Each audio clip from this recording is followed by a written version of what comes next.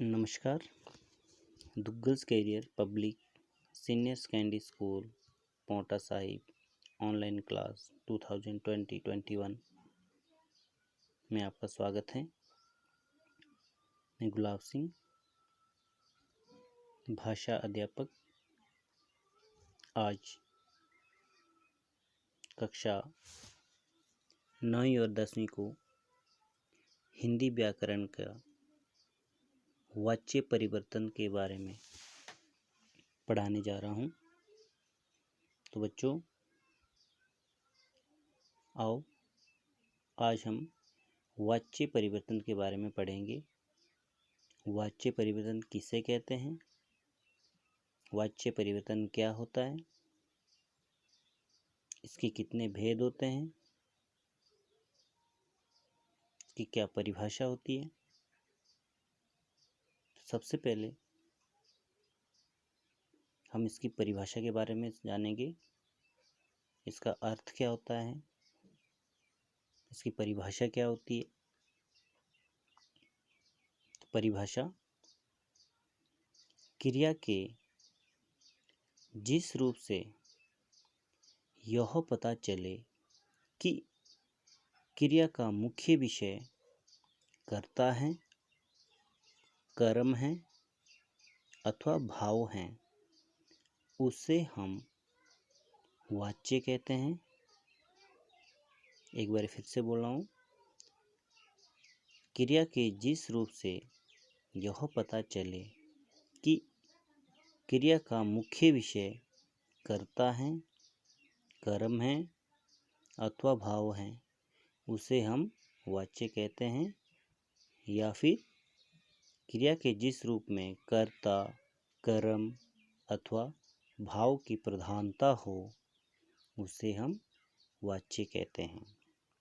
अभी मैं आपको बता रहा हूँ, उसके बाद आपको इसका हाथ से बनाया हुआ नोट्स भी आपको दिखाऊंगा, जिसको आपने मुझे बाद में अपने होमवर्क के तौर पर करना है और वापस मुझे भेजना है कि आपने काम किया है या नहीं।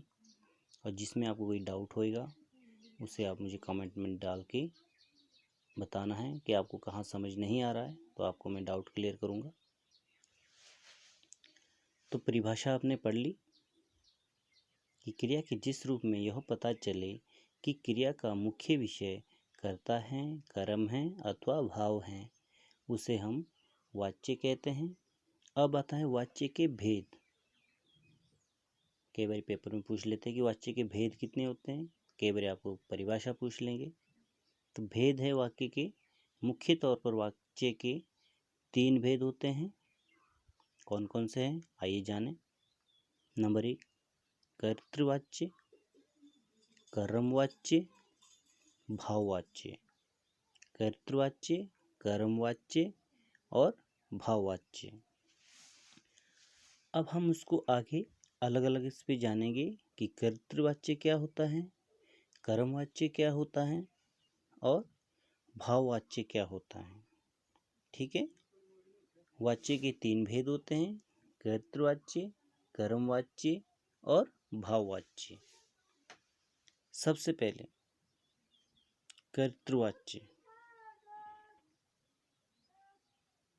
कि कर्तृवाच्य क्या होता है, तो जानते हैं कर्तृवाच्य के बारे में। क्रिया के जिस रूप में मुख्य विषय कर्ता हो या कर्ता की प्रधानता हो, उसे हम कर्तृवाच्य कहते हैं। क्रिया के जिस रूप में मुख्य विषय कर्ता हो या कर्ता की प्रधानता हो, उसे हम कर्तृवाच्य कहते हैं। बच्चों, कर्तृवाच्य में कर्ता के बाद हमेशा ध्यान रखना, उसमें हम कुछ नहीं लिखते कर्ता के बाद, ना उसमें से लगता है ना के द्वारा लगता है, यथार्थ ये साधारण वाक्य होता है। उदाहरण के लिए, चांद निकल आया है, बालक खेल रहा है।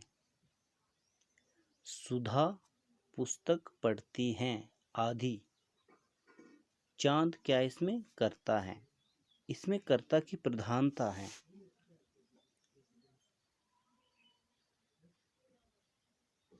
ठीक है। दूसरा है कर्मवाच्य। कर्म यानी कि इसमें कौन कर्म कर रहा है, क्या कर्म हो रहा है,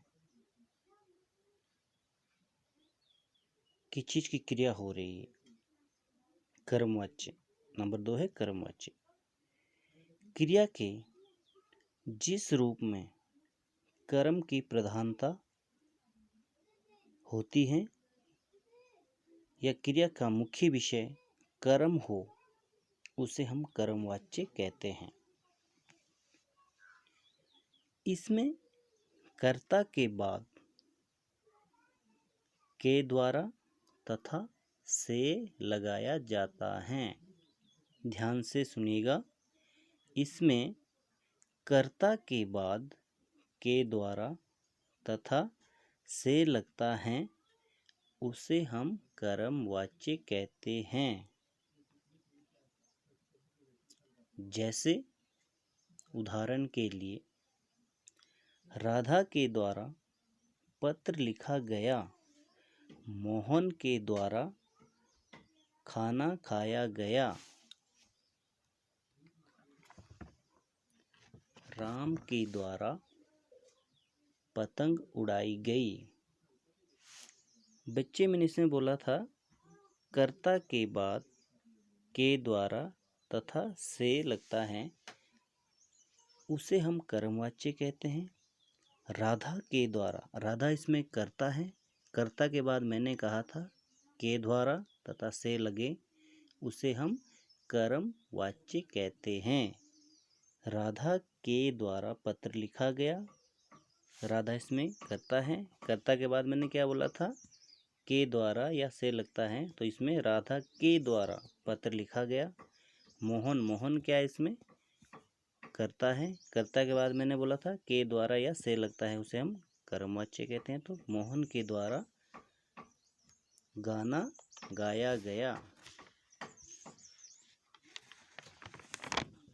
राम के द्वारा पतंग उड़ाई गई आदि। तो इसे हम कहते हैं कर्मवाच्य। तीसरा भाववाच्य, यानी कि क्रिया के जिस रूप में यह जाना जाए या क्रिया का मुख्य विषय भाव हो, उसे हम भाववाच्य कहते हैं। अर्थात क्रिया के जिस रूप में भाव की प्रधानता हो, उसे हम भाववाच्य कहते हैं। इसमें भी ध्यान से देखिएगा, भाववाच्य में कर्ता के बाद, भाववाच्य में कर्ता के बाद से तथा नहीं लगता है, उसे हम भाववाच्य कहते हैं। कर्ता के बाद से प्लस नहीं, उसे हम भाववाच्य कहते हैं। उदाहरण के लिए, मुझसे बोझ नहीं उठाया जाता। मुझसे, मुझसे क्या है इसमें कर्ता है, कर्ता के बाद मैंने क्या बोला था, से प्लस नहीं, मुझसे बोझ नहीं उठाया जाता। राधा से सोया नहीं जाता, कर्ता के बाद से प्लस नहीं आदि आए, उसे हम भाववाच्य कहते हैं। एक बार मैं आपको जो मैंने नोट्स बनाए हैं इसके लिखा है, वो भी मैं आपको दिखा देता हूँ, ध्यान से देखिएगा।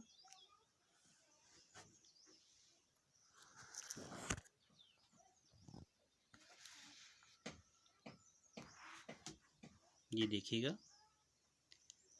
वाच्य परिवर्तन।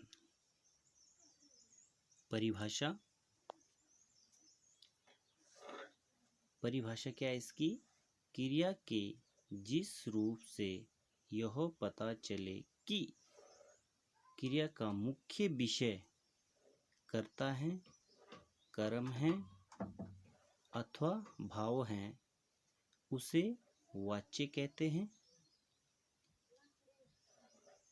वाच्य के भेद। वाच्य के 3 भेद होते हैं। कौन कौन से होते हैं? कर्तृवाच्य, कर्मवाच्य और भाववाच्य। कृतवाच्य, कर्मवाच्य और भाववाच्य। अब हम इनको अलग अलग तरीके से आगे पढ़ेंगे कि कर्तवाच्य क्या होता है, भाववाच्य क्या होता है और कर्मवाच्य क्या होता है। सबसे पहले आते हैं हम कर्तवाच्य। कृतवाच्य यानी कि क्रिया के जिस रूप से या जिस रूप में मुख्य विषय कर्ता हो मुख्य विषय या कर्ता की प्रधानता हो, उसे हम कृतवाच्य कहते हैं। यानी कि क्रिया के जिस रूप में मुख्य विषय कर्ता हो, उसे हम कृतवाच्य कहते हैं। उदाहरण के लिए, चांद निकल आया है, बालक खेल रहा है, सुधा पुस्तक पढ़ती हैं आदि। यानी कि यह साधारण वाक्य हैं। सरल यानी कि साधारण जो वाक्य होते हैं, उसे हम कृतवाच्य कहते हैं। दूसरा आ गया कर्मवाच्य। यानी कि इसमें कर्म की प्रधानता हमें जहाँ दिखाई देगी, वो हमेशा कर्मवाच्य होता है। यानी कि क्रिया के जिस रूप में कर्म की प्रधानता पता चले या क्रिया का मुख्य विषय कर्म हो, उसे कर्मवाच्य कहते हैं। इसमें ध्यान से देखिएगा, इसमें कर्ता के बाद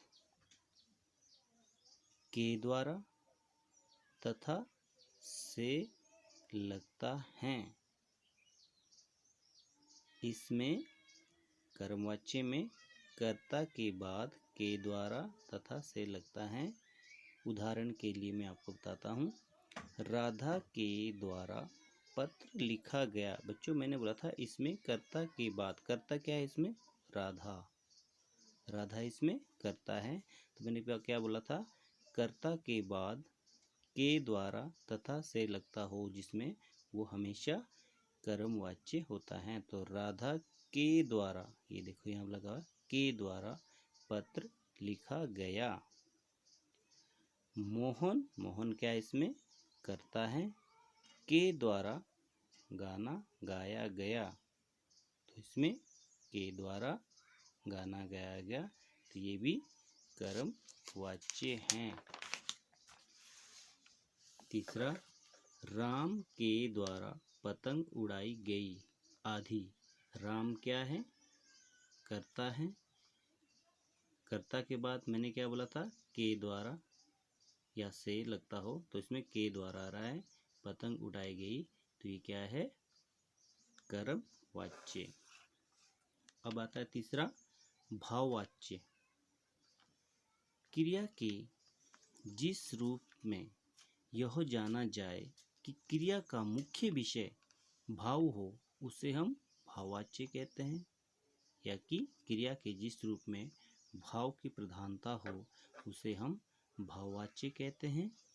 इसमें कर्ता के बाद से तथा नहीं लगता है, से तथा नहीं लगता है, वो हमेशा भाववाच्य कहलाता है।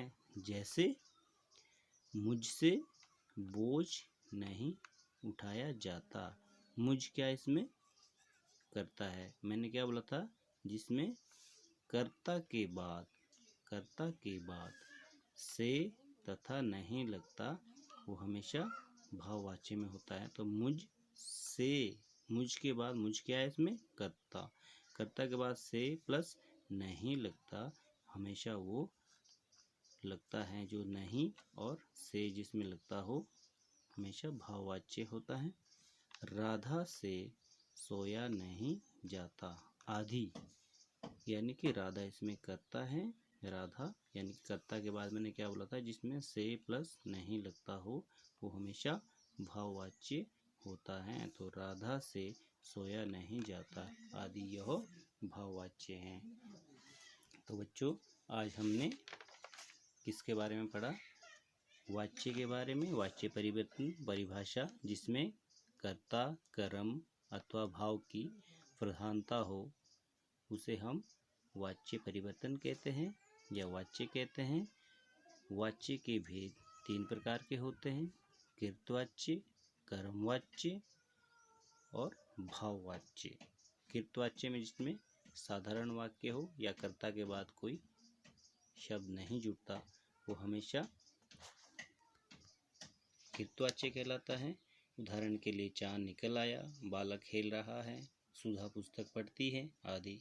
कर्मवाच्य, क्रिया के जिस रूप में कर्म की प्रधानता हो उसे कर्मवाच्य कहते हैं। उदाहरण के लिए इसमें कर्ता के बाद के द्वारा तथा से लगता है, जैसे राधा से के द्वारा पत्र लिखा गया, मोहन के द्वारा गाना गाया गया तथा राम के द्वारा पतंग उड़ाई गई। के द्वारा जहाँ पे आपको नजर आए वो हमेशा कर्मवाच्य में होता है। भाववाच्य में क्रिया के जिस रूप में क्रिया का मुख्य विषय भाव हो या भाव की प्रधानता हो उसे हम भाववाच्य कहते हैं। उदाहरण के लिए मुझसे बोझ नहीं उठाया जाता, राधा से सोया नहीं जाता आदि। इस टाइप के बहुत सारे सेंटेंसेस आते हैं तो वो हमेशा भाववाच्य के होते हैं। तो बच्चे हमने आज वाच्य के बारे में पढ़ा, वाच्य की परिभाषा पढ़ी, वाच्य के भेद पढ़े, अलग अलग करके उसकी डेफिनेशन क्लियर करी। अगर किसी बच्चे को कहीं पे भी किसी चीज़ में भी कोई चीज़ समझ ना आ रही हो तो आप मुझे कमेंट बॉक्स में पूछ सकते हैं। जहाँ पे आपको डाउट नज़र आ रहा है वो मैं आपको क्लियर करूँगा। और जो मैंने आपको ये नोट्स दिया है सभी बच्चों से मेरे निवेदन है 10th 9th वालों से कि वो मुझे अपनी फेयर कॉपी में इसके नोट्स बना के और मुझे वापस व्हाट्सएप ग्रुप में भेजें। कमेंट्स बॉक्स में बताएं जहाँ पे आपको डाउट आ रहा है और मैं आपको जिस चीज़ में आपको प्रॉब्लम आ रही हो आपको वापस डाउट क्लियर करूँगा। होप आपको सब समझ आ गया हो। और जहाँ पे मैं बार बार यही बता रहा हूँ आप लोगों को कि अगर आपको इसमें कोई चीज़ प्रॉब्लम आती है, कोई समझ ना आ रहा हो तो मुझे पूछ सकते हैं, उसके बारे में अपना डाउट क्लियर कर सकते हैं। Thank you.